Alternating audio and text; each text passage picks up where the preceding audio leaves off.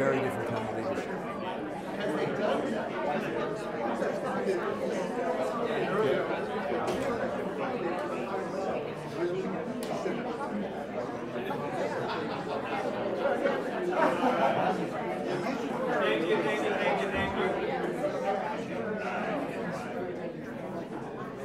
So during the break,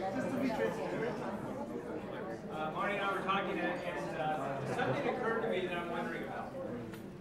And when I look around this room and think about who's in the room and what I understand about your thinking, I'm curious about a couple of things and wanted to check something out. As your identity professionally, whether it's in law enforcement, defense law, so do you value being supportive? Supportive or supportive? Yes.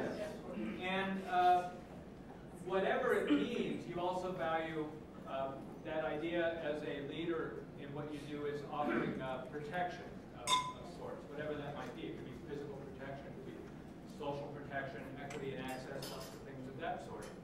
So those are all fine, right? Yes. So there was a statement made earlier, and I'm wondering how you were reconciling it, or what you were thinking about, when the statement was made that protection and support have nothing to do with leadership. Marty said that. He's the guy. I'm just wondering what you're thinking about now that that's out there in front of you.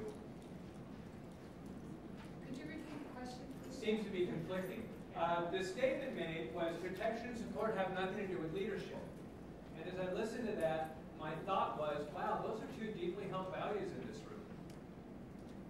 I'm just wondering what you're thinking about. I looked at it and it took me back at first, and then I started recognizing challenging the process and living inside of conflict, orchestrating conflict. So it made a lot more sense once I put it into that frame, because we are challenging the process, and that's supportive in its own way, but it's not my role to support, it's my role to challenge in a safe environment. And I think you have to support to create the safe environment to be able to challenge and push the boundaries. I think people are much more likely to stretch themselves if you've already created this place, just like with our young people, where they feel safe, they feel trust, they feel like you're not just trying to hang them out to watch them fail. So you need to create the space, but it has nothing to do with leadership. Well, I'm just wondering. I think it has something to do with leadership. The way when I heard that, I reconciled it's a role, but it also happens horizontally. Does it happen top down? Like, I'm here to protect you, you little peasants. It's we protect each other and we support each other. And it's adaptive and dynamic. Who's doing it? Because sometimes I'm the principal and I'm going first for the protection. As I walk into my governing council, because it's run by students and teachers, I need them to support. And then sometimes they come to me and I'm performing that role. So I think it's who's doing it and the direction of the support and protection. I think it's a leadership role if it happens horizontally.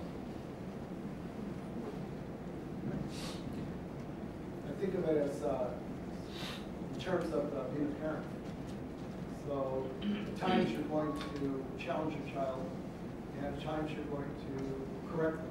And they may not always like that. They're still going to look to you towards the leaders. They know, or they're going to feel safe. There's times that they're not going to feel safe because you're correcting them. At least that's their interpretation from their point of view. But in the overall scheme, you have this safety net where they know, in the end, you have the best interest in it. So Renee and then Tony? So for me, in my experience, the way I saw it with leadership is when I was challenging the system and trying to make change, and my organization got uncomfortable with the change, and it started to turn to making it personal attacks. What are the four things? Marginalization, attack, seduction, which I always say I would have rather been seduced because at least I would feel good for a little bit.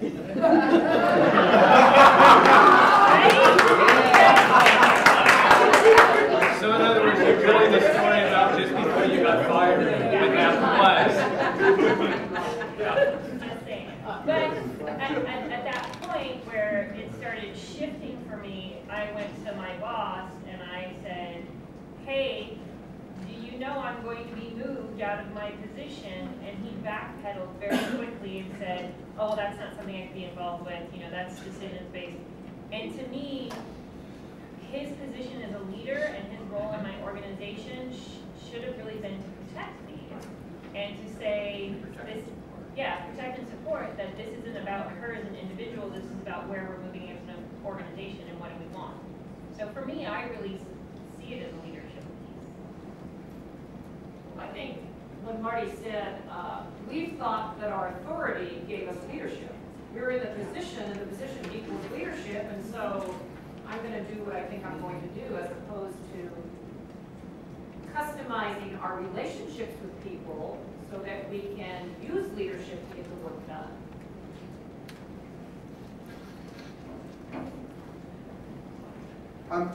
Just another paradigm, I just think also the perspective of the individual.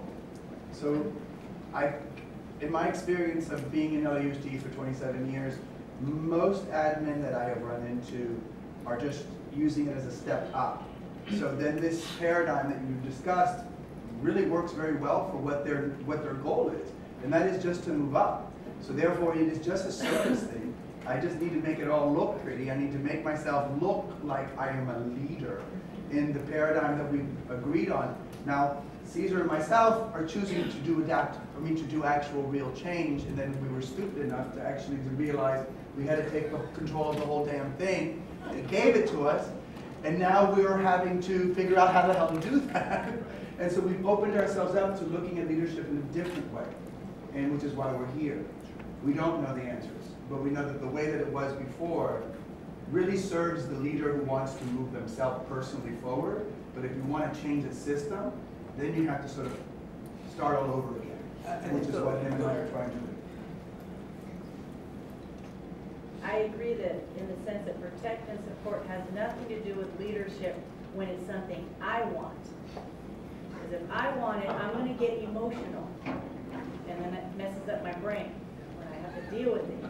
But protect and support is absolutely necessary when I bring it out to my team players as that service attitude as a leader. So it is necessary when I'm giving, but if I start thinking to get it, that's when I start wanting to look for another job. It makes me, I mean, the idea that context matters in leadership.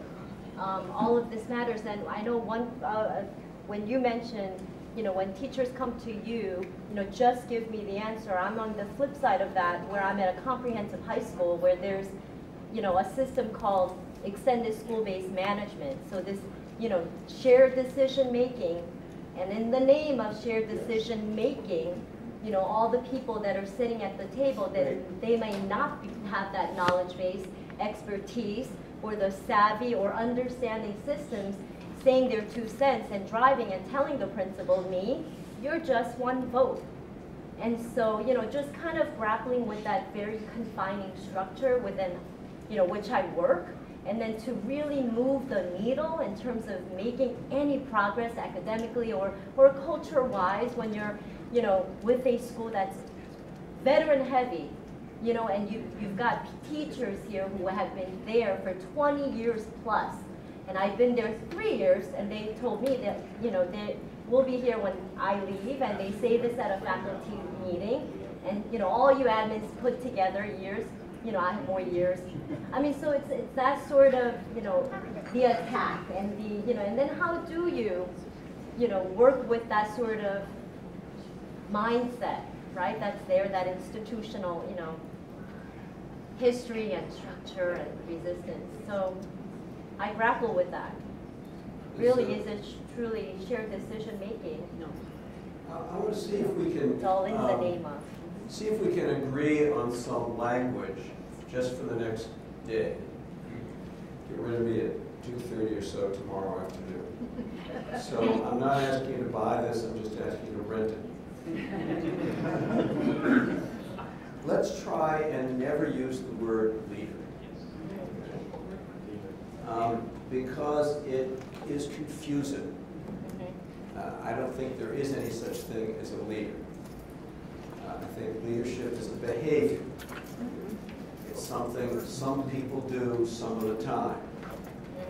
I think it's also useful in your organizations if you try to ban the use of the word leader and try to get people to think about it as a behavior that some people do some of the time and that you would like to see people do more often than they do. So that's one idea. I'm trying to think of people exercising leadership. I don't think there is any such thing as a leadership position.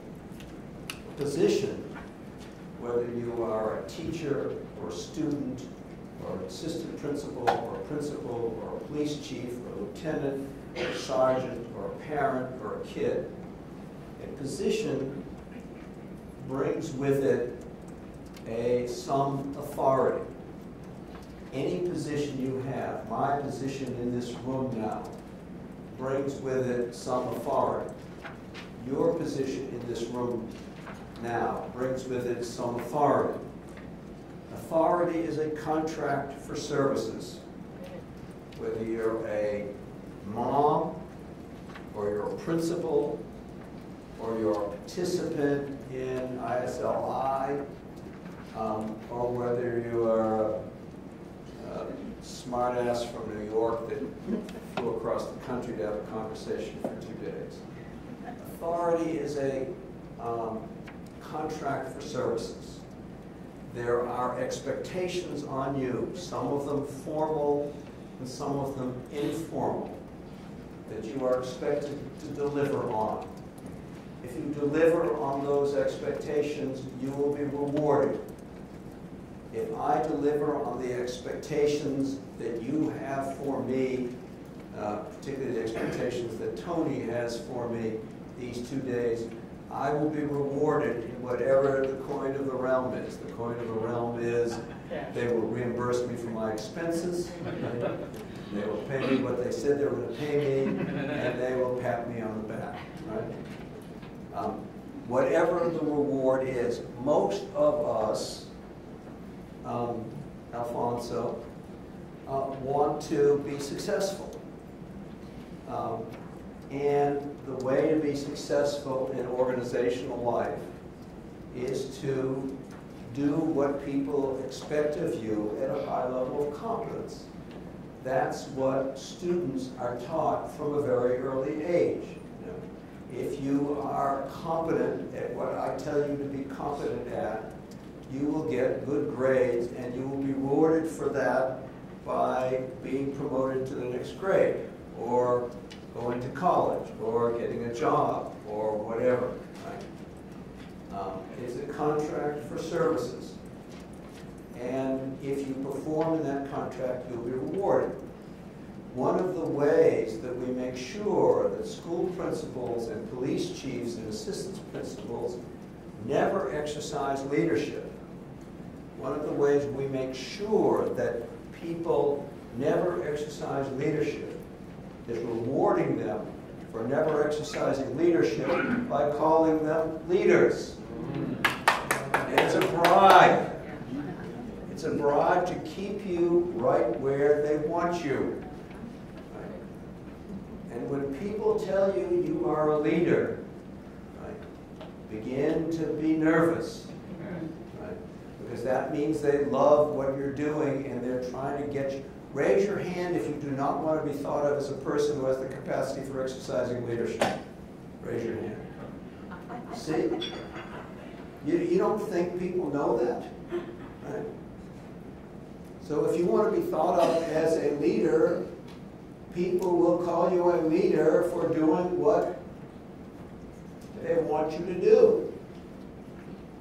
And why this work is difficult is because instead of meeting their expectations, you have to challenge their expectations. People don't like it when you challenge their expectations. Let's say that Kendall and I decided during the break that what this group needed to learn about leadership was for me to walk over to Bruce, take his glasses off, and smash him in the face. Now let's assume two things. First of all, let's assume it was a good punch. Highly unlikely. At my age, right? I probably couldn't even take his glasses off. And second, let's assume Bruce wasn't the one person in the room that everybody wanted me to punch. Right? So he's lying there, he's bleeding. You know, how much more time would I spend at the front of the room? None, right? And that's because I would have so exceeded the bounds of my contract for services here that even though I thought that's what this group needed, I would be immediately deauthorized, kicked out. I would have broken the contract. And when you are not doing what you're supposed to do in your authority role, no one is authorized to exercise leadership. No one is authorized to exercise leadership. You are authorized to provide a certain set of services, whatever they are. And beyond that, I think you can actually describe the services that people in authority are expected to provide, a little bit reductionist, as you provide direction, tell people where to go, what their role is, where we're going, provide protection. You provide order. And whether you are Barack Obama or a mom or a school principal, that's what you're paid to do. You think about what you do all day, what your job is. Provide direction and protection and order. Tell people what their job is, where we're going. Keep the organization safe from outside threat. And keep things fairly calm. And no school principal, no mom or dad, no police chief could survive or thrive unless you do that work most of the time and do it competently. There's nothing wrong with that work. It is critical for any organization. No school can exist unless the school principal provides direction and protection and order. It has nothing to do with leadership, but it's absolutely critical function. And what we're talking about here, and why it's so complex for people in positions of authority, is when you're trying to exercise leadership, you're pushing against all those three. You're saying, hey, I'm not sure where we should be going. All I know is that this is not a good place. And I'm not sure what your job looks like as we go forward. And instead of protecting you from the school district or the regulators, I'm going to have you face up to that reality. And it is going to be disruptive. Not in the ways that schools maybe have been disruptive in the past, but it's going to be disruptive in different ways. Like people are going to watch what you're doing instead of letting you do whatever you want to do. And so no one can exercise leadership all the time. You'd be spit out of the system immediately.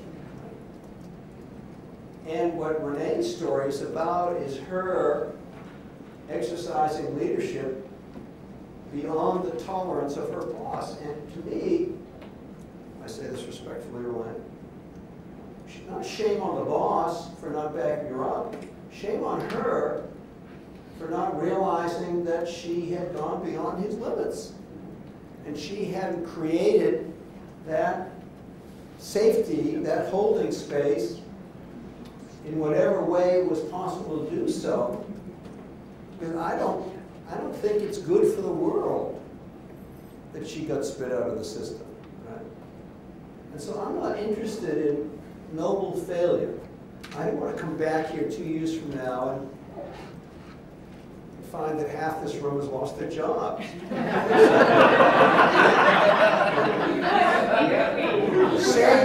saying that, if I come back here 2 years from now and no one has lost their job, I'll wonder whether this was worthwhile. Because someone's going to miscalculate. Like I did last week.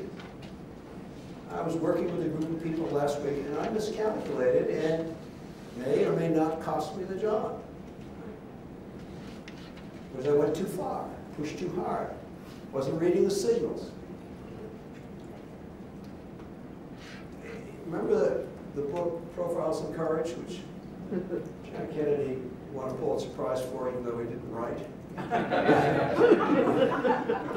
I remember reading it in high school, and I found it inspiring. I read it a couple of years ago. I found it depressing. Because everyone, there were 13, all men, of course, 13 United States senators, and 12 of them lost their jobs, and one of them lost the only thing he cared about, which was the nomination for president. I find that really depressing. I find that exciting. And the job here, the challenge here is to push a little harder than you've been pushing, but do it in a really smart way so you don't make yourself gratuitously vulnerable like punching Bruce would have done. Right? There's nothing exciting about that to me. Those kids need you too much for you to sacrifice yourself in some noble failure. So it's talking about, I'm talking about going from 0 to 100. It's talking about going from 0 to 1, or 10 to 12, or 50 to 52. Just how can you tweak it a little bit more, not putting yourself gratuitously in trouble, in order to see if you can push a little harder than you're doing to make a little bit more progress in what you care about. That's the work we're going to do in the small groups this afternoon and tomorrow. No, I'm good. You mentioned it. That would be the challenge, or is the challenge. How do you keep your job if what the constituents that you work for and that you serve are saying, yay, thank you, yay, you're just exactly what we've been wanting and needing, yet those that you have to respond to are saying, do it this way. Right.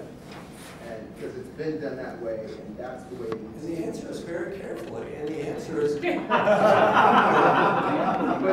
to do 80% of the things that they want you to do, and make sure that in return for that 80%, I'm just making that up as a metaphor, you know, that they're going to, now look what John Boehner, everybody here hates John Boehner. Raise your hand if you don't hate John Boehner. Look what he did. Look what he did with the Homeland Security thing. They were talking about what's expendable and what's essential, right? There is a governing coalition in the United States Congress, and it's about 2/3 of the Democrats and half the Republicans. That's the governing coalition. Boehner knows that. Everybody knows that, right? So he's got to keep Homeland Security Department running. And in order to do that, he makes a big deal out of Netanyahu coming to speak. So he feeds the crazies doing something that is pretty nuts, right? Particularly for a Speaker of the House. In order to have a group of people who are part of the crazies, who are willing to vote for the Homeland Security bill because he's been nuts on Netanyahu. Right? And that's really uncomfortable work. That's what you're being asked to do. Be like Boehner. It's a new poster. If you are going to make more progress on those challenges you wrote about, going back to what Kim said a while ago, you're going to have to do something that makes you feel yucky. There is no silver bullet, certainly not coming from me. And you're going to have to think about what it is that you are perfectly capable of doing that you haven't been willing to do because it would make you feel yucky, it might actually make more progress. Now, I want to make one tactical, I'm sorry, what's your name? Elena. Elena. We get caught up in our rhetoric and our ideology. You have a responsibility as the principal of that school to make decisions. Shared decision-making is not about giving up your authority.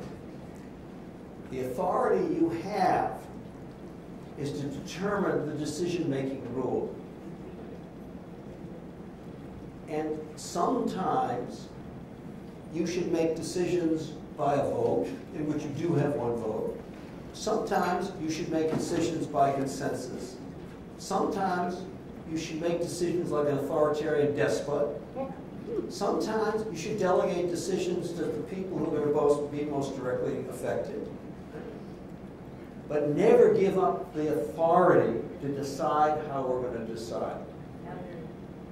And don't get caught up in the language of shared decision making. When it's, pardon me, your ass is on the line, not theirs. And of course, if they think you're to be the one held accountable, and they aren't, you know, why shouldn't they do something to get you in trouble and get you out of there quicker than you otherwise would be? You know? Right on. You just hand them. So, as each decision comes, the question to ask yourself is by what process should we make this decision that will move the ball forward? Right? That's the question. And it's going to be different depending on what the issue is, depending on whether you've had lots of success or you've had lots of problems for the last 2 weeks, depending whether the biggest pain in the neck on the teaching staff is out on vacation or not. Depending on a whole bunch of dynamics that have nothing necessarily to do with the particular merits of the question. But don't ever give away the authority to decide how we're going to decide. But use that authority to think about how we can make this decision that will actually move the ball forward. So, going back to what you were saying before, we were talking about customizing. There may be some times in which a particular department or a particular grade is going to be most directly effective, that what you want is a robust conversation, and then say to the lead teacher in that grade or to the head of that department or whatever, you've heard this conversation, you decide, tell us what you decide, and we will all back you up, whatever that is. That's a decision-making rule. And trying to think about, instead of saying, this is the way I want to make decisions, right? It's the same thing. You have this incredible, infinite number of ways to make decisions. Use whatever one is going to make sense as you try to answer. And don't default to your own comfort zone. There's somebody whispering in your ear, Helena, we believe in shared decision making. Good principals believe in shared decision making. I don't know who that was, some teacher or somebody who read a book, or your mom told you something like that. Right? But don't let that voice in your head get in the way of deciding what's going to be best for what I'm trying to accomplish in a particular situation. And if you've had a bunch of bad occurrences, then there's nothing wrong with pulling back, being a brilliant manager, providing direction, protection, and order until things calm down a little bit. Does that make sense? Questions, comments, observations? I've been talking too much. So. I mean, ultimately, you're talking about politics, right? I mean, this is a political. I mean, but we're politicians who have to try and woo, lobby, cajole, seduce, all those other things. People above us, people below us, to try and get the thing we want and choose what our priorities are, because you can't get everything. And it's really about the art and ability to do that. Yeah, and that word is such anathema. I agree with that. You know, small p politics, not big P politics. But what makes leadership difficult is that the merits are relevant but not controlling. And it is the height of hubris to think if you're right on the issue, that's going to make it happen. It's not about being right. It's about human dynamics. And if you would bring the same kind of attention and analysis to the human dynamics of what you're stepping into as you do to the issue itself, that would be a good expenditure of time. What's going on here? And you think about this room we're in now. If you're trying to advance some issue in this room, right? How would you begin to understand the dynamics of this room? Right? What are the various factions? Who are the people with lots of informal authority? What kind of moves would you make? Would you raise something in this whole room, or would you wait till the break? Right? If you were trying to make something happen this afternoon, who would you have lunch with? How would you think? What steps would you take? It's not about standing up and proposing some idea. Boy. So it's that you get yourself, ego, whatever it is, out of the way. What do you mean by that? Tell me, talk about that. Because I think for those individuals that think they have the best idea, this is it's a great idea, so this is what should be at a school site. Right. And that's getting in the way of understanding the human dynamic, the relationship part, because the idea is so fine that it should work. You know, and I think we saw a little bit of that this morning when there was a whole pattern of conversation about blaming people. Right? Blaming people for the conditions of the schools who weren't in the room. Right? Right. Right. Which is a really comfortable story. Right? It's not our fault. We're noble. We're doing the right thing. We're doing God's work. And if all those jerks would only shape up, everything would be okay. That's right.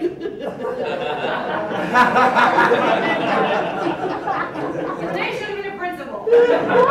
God? The problem here is that we don't have enough of the jerks here. You know? Because if we sit there with like-minded people patting ourselves on the back, right? The jerks are sitting there in another conference room patting themselves on the back about how they've been able to keep you from turning the school upside down. Bruce has got a bunch of people who needed this weekend to make sure that they could undermine him, right? So they put off a vote for 3 days. Right? Because they weren't sure they could bring him to his knees quickly enough.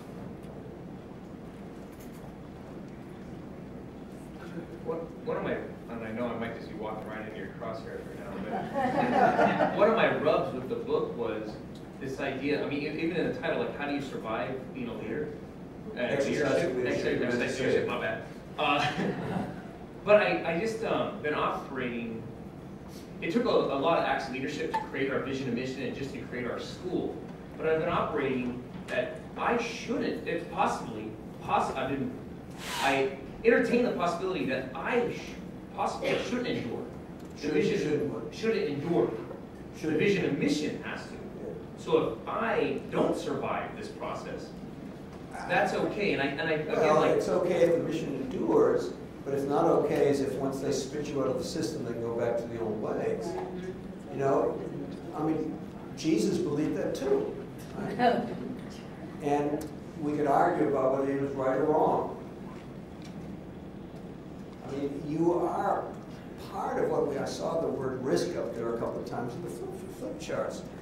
Part of what we're talking about is a risk calculation which each of us have made about how hard we're going to push.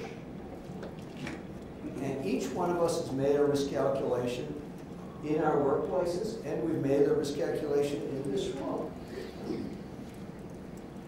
And that's perfectly normal. And from my point of view, from my perspective, if you've got 3 little kids you've got to educate, and you're the main breadwinner in your family, then your risk calculation should be different than if you're an old fart like me who nobody can hurt you anymore. Right? Right? Then your risk calculation should be different, and that's perfectly reasonable. So, Jose, what I'm worried about when I hear you say that is the temptation to sacrifice your body for the cause when you don't have to, like those 13 people on Profiles of Courage. Because it feels good to go down in flames. Some people, I know people like that, who love noble failure. I don't think the system can afford to lose you. And so I think it's important to be careful. And part of the problem, Jose, I think, my experience and observation, is people who signal that they might be willing to sacrifice themselves for the cause. They give license, first of all, to the people who don't like what they're doing, to suck them out further and further into dangerous territory. But more important than that, I think in your role, and I've seen this in organizational life a lot, that if you signal to the people who support you, that you're willing to take disproportionate risk, they will cheer you on. And they will say, Jose, you are so incredible. You've got so much courage. I admire you so much. You speak for us. No one else speaks for us. And you begin to like the sound of that in your ear. You know? And you get further and further out on the thin ice, and you look over your shoulder, and they're applauding. They're applauding getting louder because they're back on dry land. And I don't say shame on them. I say shame on you. Yeah. Because it is really stupid to try to exercise leadership alone. It is. So it makes me nervous when you say that. Yes, we are all encouraged to take more risks. That's why you're here. It's how can I take more risk on behalf of what I care about and do it in a way that maximizes the chance of success and minimizes the chances that I'll be taken out or pushed aside. That's the question for these 2 days. And Jose, it might be a different question for you. It might be, is it time for me to go and exercise my leadership somewhere else? You might be in a different space than you really think you're in. I mean, Mandela said that, like, sometimes quitting is the, Yeah. so like walking away and going, you know what, like in your situation, Well, that was- sometimes walking away is leading. But that was hearing the work back. What he was saying, which I think you're right to point that out. But what he was saying is, I don't want them to be dependent on me anymore. I've created, you're saying something different, which is, if they spit me out, I can go do something else. And what I'm suggesting is that making yourself dispensable is an important part of what you're trying to do. But that's very different than saying, I'm going to martyr myself. No, but I think just me personally, I reconcile it by being willing, if you're not risking your job, you're probably not doing it. That's right. Walking to the edge. Like I make it known that I'm willing to do that. And I understand, I don't want to be a martyr, but I want to get something done. I'm running out of time. I got fewer days. I understand, but you understand that when you say that to me, if I work for you, if I like what you're doing, I will keep whispering that in your ear. You've only got a little more time, Jose. Because then you'll carry more water for me. And if I don't like what you're doing, that gives me huge ammunition to make sure that what you're doing is going to be successful. That's a huge vulnerability when you say that. Now, you can think that, but when you make that known, that gives people, because they all have their own interests, the ones who love what you're doing and the ones who hate what you're doing. Right? And that gives them a resource to figure out how to manage it. Let me frame it this way, give you a little funny little thing. Everybody who's here, there are people who work who you work with who know you're here today, right? Yes? Okay. Trust me on this. Trust me on this. Their deepest, fondest hope is when you come back Monday, nothing will change.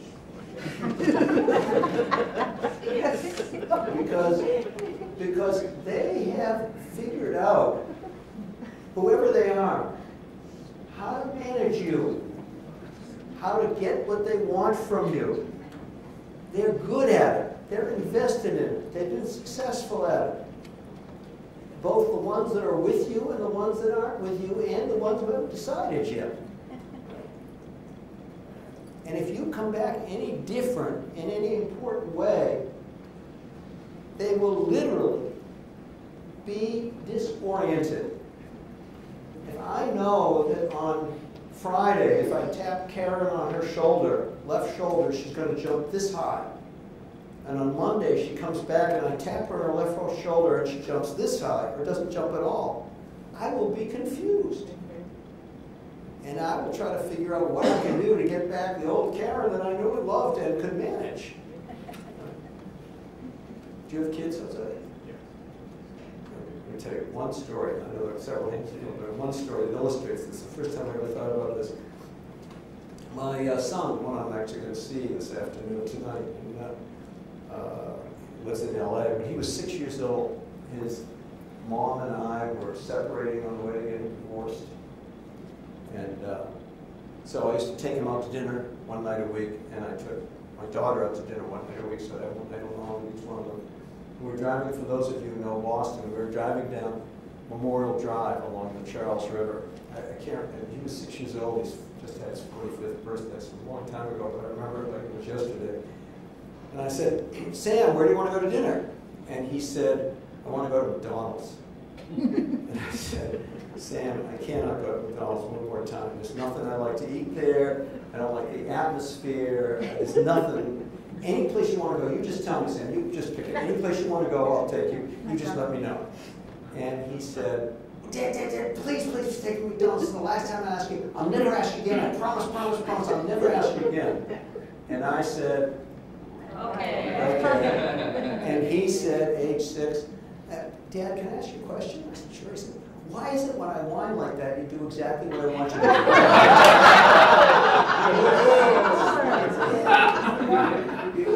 do? You think your teachers are any different than that? And so when you give them that piece of information, hey, I only got 3 years more here, I got to get some stuff done, right? That what the calculation they make is how, not consciously, they don't sit and think about it, but intuitively, is how can I use that information for what I care about? Not what he cares about, what I care about. So it just, and I just reacted to what you said because it makes me nervous. That's all. Because if you send those signals out, people are going to, I mean, I noticed someone up there put up the word transparency up there. I'm not sure what transparency has to do with exercising leadership. I think it is a value-neutral tool that one should use when it's useful and one should not use when it's not useful. And I assume that's the way most of us actually operate. Since I assume most of us do not go to bed at night and tell our spouse everything that we're thinking and feeling, particularly about them at the moment. Because we have a countervailing value, which is about getting a good night's sleep. So I guess I'm wondering what is Jose to do that? I know Jose for a long time. When we were teachers, he really inspired me personally as a principal. He continues to inspire me. He's the president of our pilots organization, which we're going through a lot of turmoil right now. And for me, it just makes me feel comforted knowing that it's Jose and Ari and our executive board that advocates for us when we need help. So I guess I'm just wondering, what is the step, or what is the action? What are the steps that Jose needs to take because, you know, when I heard he was ill and I was really concerned, and I felt bad because well, we're demanding all these things from him, and yet he's, you know, now getting physically ill, and like, so, and I know we could all relate in our own little world, right, whether it's at our schools or in our own families or what have you. So I guess I'm just wondering, I think the principals that are here were selected for a reason because we go above and beyond what maybe some of our other peers do on a daily basis. And so it's a very difficult pill to swallow, what you're saying. So I'm just wondering, like, what makes it difficult, Carl? Help me understand. I think because we're also passionate about this work that we, not that other people aren't, but I think oh, they're passionate, just like you are. yeah, They're passionate about you not doing the work. and I guess for me, like, it's just it's mind-boggling because I come to work every day, as I'm sure most others do, to make a change and make an impact.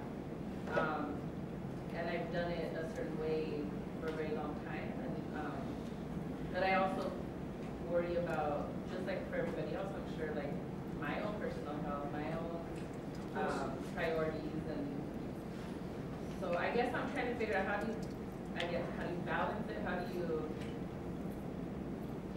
continue to lead without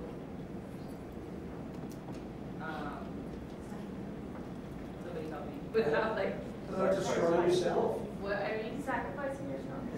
Yeah. I mean, I read another example, you know, like. All I'm suggesting, Claudia, is that once you indicate that you're willing to sacrifice yourself, people will take advantage of that. That's all I'm suggesting. And that it is important, I think you're right, it's important to bring your A game to this work. And you can't bring your A game to this work if you're not healthy and if you're not getting love and affection and validation in appropriate places. And you make yourself vulnerable. And it's much more difficult. This is what you're being asked to do, which is a group of people who are doing incredibly difficult and important work. You're being asked to make it more difficult for yourself. That's what you're being asked to do. That's a big ask. And it's because of your passion that this organization has been able to take advantage of you, to have you be willing to consider doing even more than you're doing. But it doesn't mean increasing your workday from 12 hours to 14 hours a day. Right? It means being smarter about how to get other people to do some of that work. And it also means, I think, making it a priority, Kim, in terms of what's essential and what's expendable, making it a priority to take care of yourself, because other people will take as much of you as you're willing to give. I guess I want to just touch on that because I feel the people in the room that come from that social justice perspective and background where you have to carry kind of, or push and constantly put yourself at risk. And so I feel like that's part of what's happening in this space is that there's people that really believe in this so much that they're willing to risk their jobs and to do it. And I think part of it is, you know, what you said about being the sacrificial person, so it's not worth it. I guess because what would be the end result? So even in Jose's case, if he's out there on behalf of all of the other principals for the pilot schools on his own, but there's no collective action behind it, one, what is he sacrificing himself for? If there's not that like unity and collective action with everybody else, and if there is that unity and collective action, then he's not out there sacrificing himself because there's like a movement behind it. And if he leaves not? So I guess it's thinking about how you build that collective action so that you're not out there on your own. And Yes. if no one wants to follow, then there's a problem if you're out on your own and you can't really. And all I'm saying, Cynthia, is when you signal to people that you're willing to be out there alone, people will applaud you for that and tell you how wonderful you are, because it's in their interest to do that. Right? It's not heroic, it's dumb. I just want to share, along with that, when I started, this is my second year as principal, everybody wants to show you they like you. Your teachers want to show you they like you. But I decided that I don't want to be liked. I'm not running a popularity contest. I want my teachers to respect the work that I do, not like me. Yes. And whatever they can do to make you feel good about yourself, they will do. So if you say, I want to be respected, but I don't need to be liked, they will say to you, I don't like you very much, but I respect you a lot.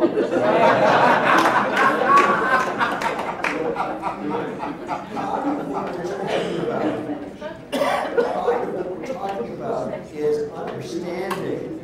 You remember that little thing we did with Ben?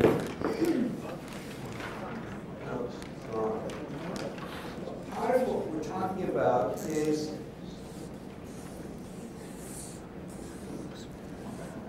so here is a 2x2. Here's self. Here's system. Here's diagnosis. And here's action. And part of what you're talking about is understanding yourself well enough to know when it is you're being worked.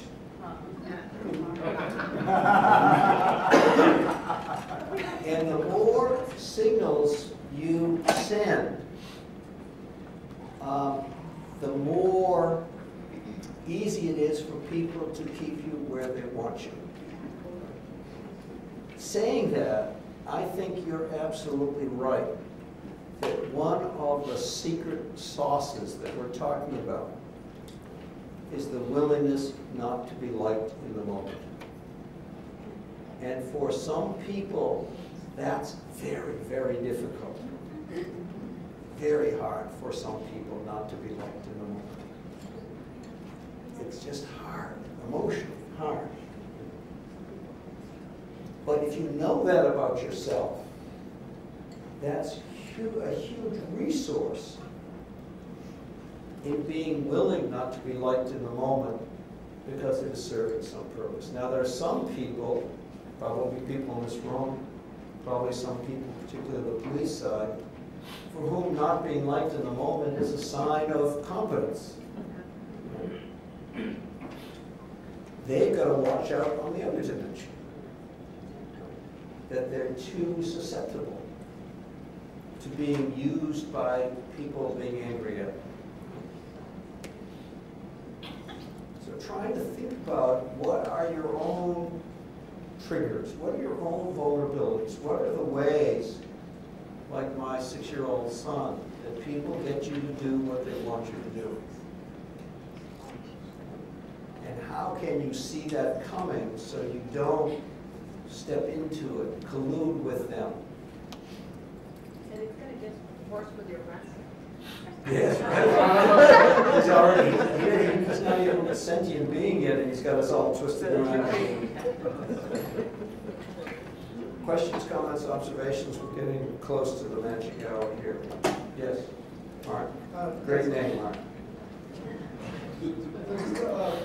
I really like what you said earlier about leadership. It's a behavior that some people do some of the time. I think back to how it talks about how it's going to be, I think, managers, right direction, protection, and order, and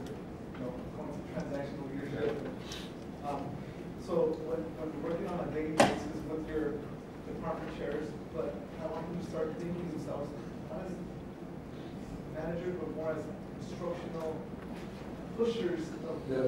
But I'm trying not to use the word leadership, but I don't know what other words to use. You try to ask them to exercise leadership more often than they do. And so, you know, the visual that works for me to think about it as you're trying to get the instructional heads to push more is, here is their scope of authority.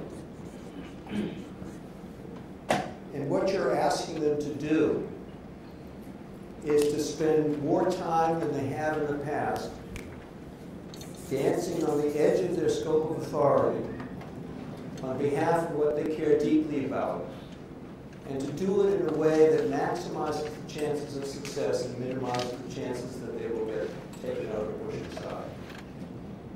So you're asking them to spend more time than they have in the past pushing on that boundary, testing, trying, experimenting, stepping out there, seeing what the reaction is on behalf of what it is they care about. And the way in my experience, with righteous people, passionate people, is by using that passion to get them to think harder about the next steps they would take. If you really care about what you say you care about, then let's talk about how you get from here to there. And particularly in your role, Martin, going back to Renee's story, if you make a mess because you try something, I'll be there for you. I'll be willing to expend, John, some of my political capital to make sure you don't get into any more trouble than is necessary. Because it's really important. It's really important that whoever you report to,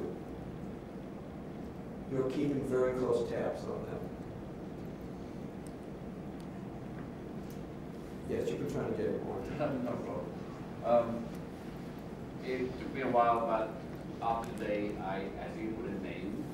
What happened to me 2 years ago? Because now I can stand up and say that I was a noble failure. I put myself out there, was the martyr at a school which I founded, a school which I did, the failing school, the worst in the city, to number 9. But the pressures from the board which I selected, and the differences of what they saw they wanted in the school with no leadership background drove me out. I left. But no better word to describe it as dumb, because I've regretted it ever since, knowing that my kids have been worse off since then. Knowing that the exodus of teachers since then, knowing that after a year they dropped 12 spots to number 18. And this is another year. And it is something that after this 2 years that I still regret, because I feel that I failed the kids by leaving. So Sinclair, what could you have done differently? I'm not saying should, but what could you have done differently? That is, what choices did you make, and what options did you not see because you didn't want to see them? Or I thought to myself that I was tired of fighting. I thought to myself that I'm tired of being demeaned. What's bad for me about this, my escape route is that for years living under apartheid and fighting it, a system of a country, all the way with all the passion, I allowed a small group of people to kill what was in me, in what I built over there, and that is hard to live with. So every day. What could you have done differently? What moves could you have made with yourself, or with them, or with the teachers, or with the kids? What could you have done differently? I think the 80% you spoke about earlier, of pleasing or doing what you knew they wanted to do, I think that was the part that I became 9 and 10 years old, so I'm going to show you. I'm living this. And that just angered them more. I think the final nail in my coffin was when the board chair called me, took me out, started in bad words, told me that as a principal, I would tell every teacher tomorrow, we are not teaching the whole child. We are teaching to the test. And I said, no way, ever. I was principled in what I believed in my paradigm, my teaching paradigm, and philosophy. And I tried to get into an answer, but in terms of what I could have done, I should have sat down, looked at things, and how my belief, how I could have changed things within the system to have a type of equilibrium between more. So this is getting into very tough territory right before lunch, which is a great idea. I'm going back to what Kim said, which is for an organization and for an individual, what makes leadership difficult is that you're having to choose, or you are asking them to choose, between what is essential and what is expendable. And what I hear in your story is for the board, who you picked, right? That teaching to the test was a hot button issue. For you, as you told your story, getting that school up to 9th was enormous. Your chest was bursting with pride when you said that. Right? And that's about improving those test scores. And they were asking you because my guess is, just from all I know about this business, that they were imbued with a ideology in which teaching the test is a bad thing. And so you were in a huge value conflict. And the question is whether you could have accomplished what you're trying to accomplish and kept them from blowing you up. Those are really hard questions. And my guess is if we talked about this for a long time, we could probably think of some things you could have done to at least buy enough of them off so they would have given you some more time. Who knows? At least a possibility. But I could hear the pain that you experience. And it's hard because what that was forcing you to do was to choose between things that were really important to you. I don't know. No, it's actually, it is lunchtime, so, Okay. but I think they need to talk up there. How many of you are kind of at the edge of your seat going, holy shit, why did I even show up today? Like, totally robbed, right? Love you. Already, it's true love right now between you and me. Let's talk about it afterwards. But I'm concerned about an anxiety level because what I want to tell you is that after lunch we're going to work a problem so that you understand the framework. Because I feel like there are people in the room that don't understand the framework well enough, and so the schema is sort of out there, and people are thinking, oh my God, now I think there's a little bit of overwhelmingness. So I'm wondering if we could just process for a little bit at our table before we go to lunch, and then come back. Would that be okay with you? Yeah, I want to say one thing before we break, which is that I think one of the paradoxes goes back to what Kathy and I, the way I played off Kathy when we were in the circle, and that is one of the paradoxes of leadership is that you have to be both relentlessly optimistic and brutally realistic at the same time. And trying to hold those both together is hard work, because the world would like you to choose to be one or the other. The way John sneered when he said this is about politics. If you can be relentlessly optimistic, then the optimism prevents the realism from becoming cynical. which is the danger if you lose a sense of realism. If you can be brutally realistic, and that again prevents the optimism from being naive. So I have no question about the passion and commitment in this room. And most of the work these 2 days, my assumption is that trying to be brutally realistic about what it will take to make more progress than you have in the past. So. Lunch. It's a sit-down lunch, so I don't